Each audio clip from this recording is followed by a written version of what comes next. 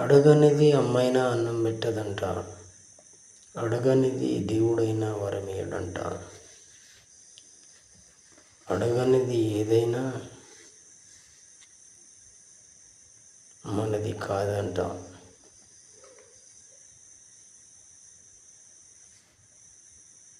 అంతేనా? ఉన్న కాడికి వాస్తవం.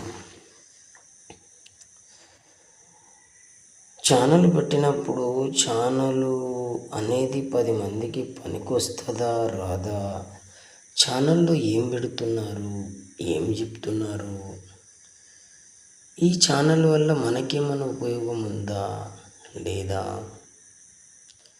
ఛానల్లో స్క్రోలింగ్లో ఒకటి ఉంటుంది, తర్వాత చెప్పేది వేరేది ఉంటుంది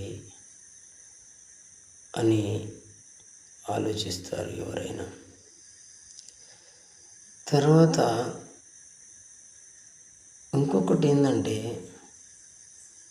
మంచి మంచి సెలబ్రిటీలు ఛానళ్ళు పెడుతున్నారు, మంచి మంచి రాజకీయ నాయకులు ఛానళ్ళు పెడుతున్నారు, మంచి మంచి బిజినెస్ మ్యాన్లు కూడా ఛానల్స్ పెడుతున్నారు.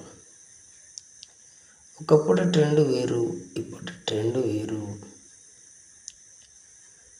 ఉన్నోడు ఉన్నట్టే బతుకుతుండు, ఉన్నోడు పోయి ఉన్నోనికే సాయం చేస్తుండు, లేనోడు పోయి కూడా ఉన్నోనికే ఒత్తాసు పలుకుతుండు. అయితే మన భారతదేశం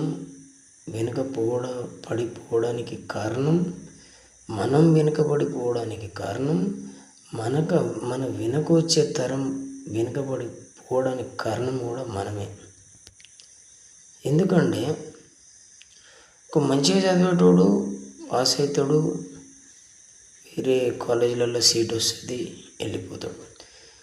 నార్మల్గా చదివేటోడు కూడా అటు ఇటు జాబ్లల్లో కొద్దో గొప్ప మార్కులతోటి పాస్ అయ్యి కొద్దో గొప్ప తెలివితోటి అడప